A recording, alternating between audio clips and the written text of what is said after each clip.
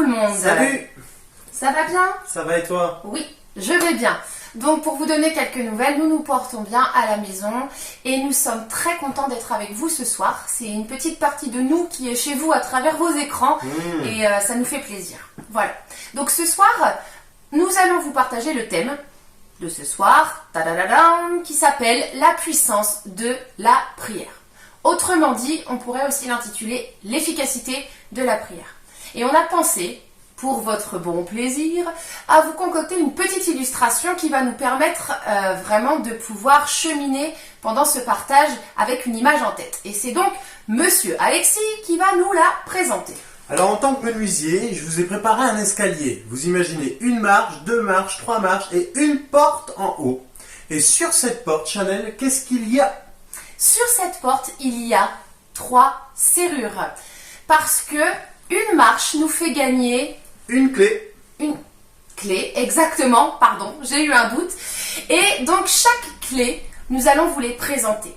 Une marche, une clé, 3 marches, 3 clés. Et avec nos 3 clés, nous pouvons ouvrir la porte et avoir accès à Dieu. Donc c'est un beau programme pour la soirée. On fera ça de façon assez succincte, bien évidemment. Vous vous imaginez que le sujet de la prière, c'est quelque chose qui peut se développer pendant des heures. Et à la fois, ce qu'on va essayer de vous montrer ce soir, c'est qu'en fait, c'est simple. C'est pas si compliqué et qu'on peut tous y arriver. Alors pour commencer, on aimerait vous présenter la première clé. On va aller dans l'ordre, donc on commence par la première. Et la première s'intitule « Se décentrer de soi-même ». Parce qu'en réalité, la plupart du temps, on arrive dans nos prières, dans nos moments d'intimité, si je puis dire, avec tous nos besoins, toutes nos blessures, nos problèmes, nos manquements, nos maladies, nos douleurs. Ça peut être nos problèmes de couple, ça peut être nos problèmes avec nos enfants, les problèmes qu'on rencontre au travail, ça peut être nos joies aussi. Attention, il n'y a pas que des problèmes. Ouais. Mais on vient souvent dans la prière avec nos besoins. Et en fait, il y a beaucoup de nos. Et il y a beaucoup de nous, finalement.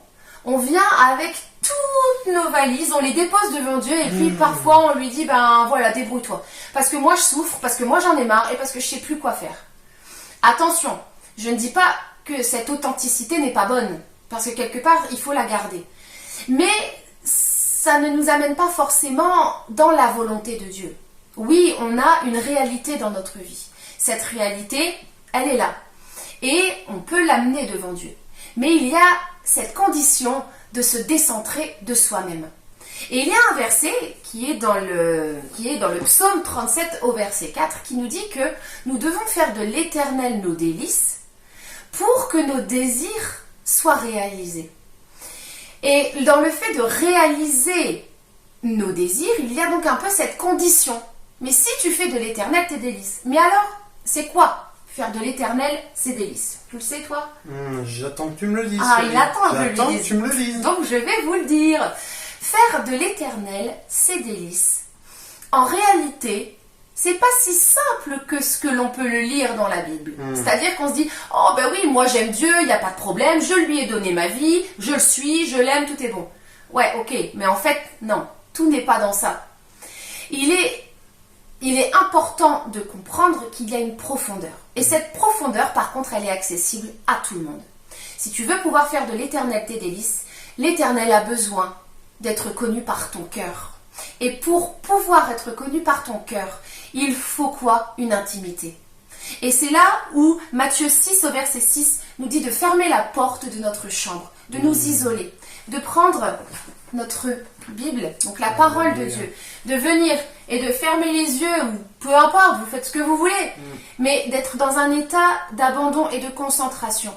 J'ai pas mon téléphone, j'ai pas la télé, vous voyez, c'est des choses concrètes, mais on doit être éloigné de toute distraction. Et je veux apprendre à connaître Dieu. Je ferme la porte de ma chambre, et là, je viens. Et je dis, Seigneur, je veux apprendre à te connaître. Ça, c'est l'une des premières prières. Je veux apprendre à te connaître. Je veux apprendre à connaître ton cœur. Et là, il va commencer à y avoir une relation qui se crée, une intimité qui se crée. Et vous voyez, par moments, avec Alexis, on discute, ou il va discuter avec quelqu'un d'autre. Et je vais voir dans son regard, je vais voir dans sa gestuelle, je vais comprendre ce qu'il est en train de penser. J'ai pas besoin de l'entendre me parler, j'ai pas besoin de savoir audiblement. Parce qu'en fait, elle est remplie d'amour, voilà. vous comprendrez. Hein. En fait, j'ai compris. Parce que je le connais, parce qu'il y a une intimité entre nous qu'on crée depuis 10 ans, parce qu'on parle énormément, parce qu'on discute, parce qu'il me pose des questions, parce que je lui pose des questions. Et c'est ce qui fait qu'aujourd'hui, dans cet amour, il y a une amitié, il y a une intimité. Et à travers cette intimité, j'ai tout gagné, parce que j'ai appris à connaître son cœur. Et pour pouvoir connaître le cœur de Dieu, et en arriver à faire sa volonté, c'est là où j'ai besoin de la deuxième clé. Et la deuxième clé de ce soir que l'on va vous donner, tu veux la connaître ou tu veux pas la connaître? J'aimerais la connaître, s'il te plaît. Je pense que d'autres personnes aimeraient aussi. Bon, alors je vais vous donner la deuxième clé. La deuxième clé consiste à s'aligner sur sa volonté. La volonté de qui? La volonté de Dieu. On parle bien de Dieu depuis tout à l'heure. On a dit que je devais me décentrer dans un premier temps. C'est bon, je me suis décentrée de moi-même. Je me suis un petit peu oubliée et je me suis dit, ok Seigneur, maintenant je me suis abandonnée à toi. Mais pourquoi je dois prier maintenant? Ok, et là Dieu, il va commencer à déposer des sujets de prière sur ton cœur. Alors concrètement, tu es décentré de toi-même. Christ vit en toi, parce que c'est pas le tout d'être décentré de toi-même, d'avoir mis tes problèmes de côté et puis de te retrouver tout seul. Non. Le tout, c'est d'être décentré de toi-même, d'avoir Christ qui vit à l'intérieur de toi. Et là, je vais vous donner un exemple. Il se peut très bien que Dieu dépose, et c'est ce qu'il va faire, des sujets sur ton cœur de prière. Et il va te demander de prier pour le voisin qui habite 6 maisons au-dessus de la tienne, et parce que ce voisin a besoin de recevoir de l'amour, parce que sa famille ne lui en donne pas, et qu'à travers ça, on va pouvoir le gagner, et qu'il sera sauvé, et il va pouvoir avoir accès au salut. Je vous donne un exemple, alors que vous n'auriez jamais pensé par vous-même à prier pour cette personne. Et c'est ça qu'on doit comprendre, c'est ça connaître le cœur de Dieu. C'est que avec cette intimité, j'ai accès à sa volonté, parce que j'ai appris à le connaître. Et donc de ce fait-là, on en arrive à 1 Jean 5 au verset 14, ce verset qui nous dit qu'auprès de lui, on va acquérir cette assurance. Donc quand on nous dit que c'est une assurance, que si nous demandons quelque chose conformément à sa volonté, alors il nous écoute. Et ça, c'est précieux. Donc il est important de saisir ce soir que nous devons demander à Dieu les choses qui sont conformes à sa volonté parce qu'on s'est décentré de nous-mêmes. Attention, je ne vous dis pas qu'il ne faut pas prier pour vous-même, pour vos problèmes, pour vos situations, bien évidemment. Mais si Dieu vous conduit à prier pour vous-même, il va y avoir une dimension nouvelle qui va être amenée et une puissance dans votre prière. Il y a aussi une chose à noter dans le fait de prier pour sa volonté. Il y a des sujets que Dieu va vous donner, on est d'accord, on en a parlé.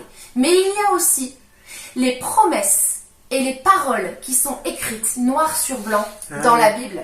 Est-ce que tu en as déjà vu? La parole de Dieu est remplie de promesses, chérie. Voilà. Remplie de promesses. Et est-ce que tu as besoin de prier pour les promesses?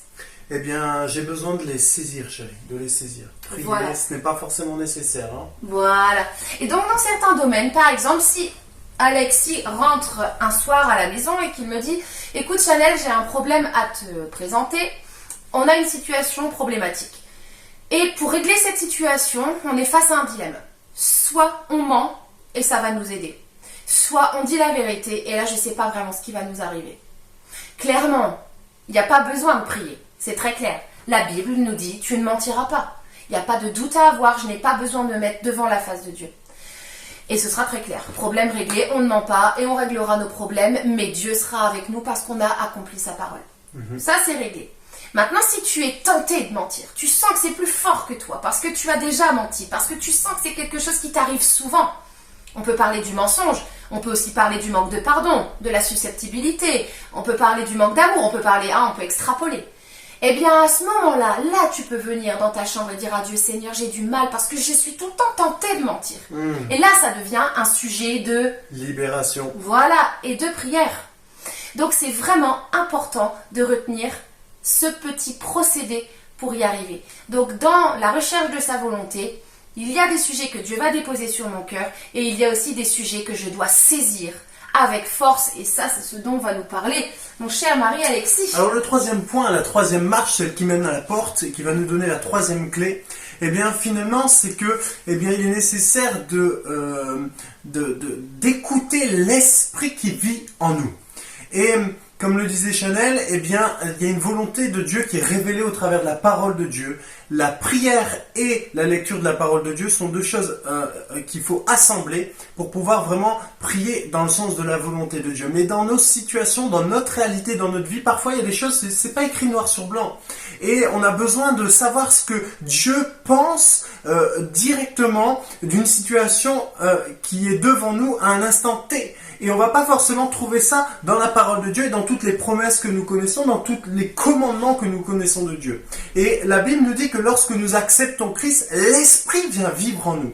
Et cet Esprit, il n'est pas là juste pour rester endormi, mais il désire nous parler du cœur du Père, nous révéler son amour, nous révéler ses plans, nous révéler tout ce qu'il a à nous dire et que nous ne connaissons pas encore parce que lui est omniscient et nous non. Et donc, nous avons ce verset dans Romains 8, verset 26, qui nous dit que nous ne savons pas ce qui est bon de demander. Et comme nous ne savons pas ce qui est bon de demander, il faut être sensible à cet esprit. Et cet esprit qui habite en nous, lui intercède directement avec le Père. Mais vous avez bien compris que la prière, c'est un acte de notre volonté. C'est pour ça que j'aime la question de la prière. Il y a ma part où j'entre dans ma chambre, je ferme la porte, je me dispose, je me décentre, je connais une partie de la volonté de Dieu, je la découvre en contemplant Dieu, mais l'autre partie, c'est l'Esprit qui me la révèle. Il y a ma part et il y a la part de Dieu. Je m'intéresse aux affaires de Dieu et il s'occupe des miennes. D'accord? Vous me suivez toujours? Alors maintenant, on va prendre ce verset dans 2 Corinthiens 4, verset 16, et je vais vous le lire. Mais lorsque quelqu'un se convertir, ça veut dire faire demi-tour, abandonner le péché, abandonner les choses qui nous tiraient vers le bas. Et que lorsqu'une personne se convertit au Seigneur, le voile est enlevé. Le voile de son incompréhension, des choses qu'il n'arrive pas à comprendre, des choses qu'il n'arrive pas à voir. Or, le Seigneur, c'est l'Esprit. Et là où est l'Esprit du Seigneur, là est la liberté. On aime beaucoup ce passage. Mais cette liberté se produit dans les moments de prière. Là où on dispose notre cœur. Seigneur, j'ai un problème de caractère. On prie pour nous, mais on prie pour les autres également. J'ai un problème de colère. Seigneur, c'est pas possible, il faut que je le dépose. Et là, le Saint-Esprit te travaille, te garde la tentation et en même temps te libère. Alors, c'est ce qui se passe dans cette intimité lorsque nous sommes seuls, mais aussi dans les prières de groupe. Parce que c'est le fait d'être transparent. J'ai une relation avec mon Dieu et j'ai pas de problème à prier devant les autres. Alors, le verset 18 nous dit, nous tous qui sans voile maintenant sur le visage, il est tombé, nous contemplons. On est là dans la prière et puis on est capable de regarder maintenant. On est plus égocentré, mais on est christocentré, c'est-à-dire qu'on regarde Christ. Et puis on regarde Christ et on le découvre. Ah tiens, t'agis comme ça. Ah tiens, tu réagis comme ça. Ah, ton cœur est comme ça. Et j'aimerais le même que toi. Et lorsque nous le contemplons, la Bible nous dit que nous contemplons comme un miroir. C'est comme être au soleil et commencer à bronzer. Lorsque vous êtes proche de Christ, il commence à déteindre sur vous. Il commence à vous transformer. Vous commencez à saisir des vérités pour votre vie. Et qui vont maintenant s'appliquer dans votre réalité.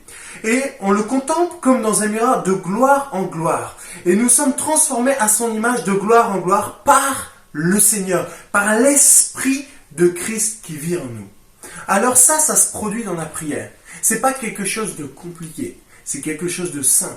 Il suffit simplement de venir simplement devant Dieu, de ne pas le considérer uniquement comme un distributeur où je mets ma pièce et puis il répond à mes requêtes, mais dans un dialogue et de lui laisser l'occasion de me parler, de me transformer, pour finalement devenir à l'image de qui? De Christ, celui qui a donné sa vie pour nous. Et aujourd'hui, on veut lui ressembler, ça veut dire avoir un modèle. Christ est notre modèle. Et j'aimerais vous dire que la prière fait partie intégrante de la vie du chrétien. Et ça commence par quelques minutes. Ça se développe ensuite. Vous apprenez à connaître. Il y a une relation. Vous parlez à Dieu, il vous parle, il vous répond, il vous corrige aussi. Vous acceptez qu'il vous dise, mon coco, là ce que tu penses c'est pas juste. Va falloir que tu révises ta copie. Et ça fait partie aussi de la prière. Vous apprenez à prier en groupe. Et prier en groupe, c'est pas juste répéter ce que la personne à côté de moi dit. Ça veut pas dire prier comme les autres, mais ça veut dire s'accorder ensemble. Il y a un sujet, on s'accorde ensemble. Et la Bible nous dit que quand on s'accorde ensemble, eh ben la puissance de Dieu se manifeste. Et il suffit d'aller lire, je vous laisse ce petit exercice, d'aller lire cette belle histoire qui est dans Acte 12 au verset 1 à 16, l'histoire de Pierre. Et vous allez voir comment l'église primitive priait. Et lorsqu'ils s'accordaient, il se passait des choses. Il y avait une puissance, il y a une efficacité. Galates 5 verset 7, la prière du juste est d'une grande efficacité. Elle est d'une singulière puissance. Et tu peux entrer dans cette prière puissante. Ça ne dépend que de ta volonté. Et ensuite, tu laisses le Saint-Esprit travailler en toi. Soyez bénis et passez une bonne soirée.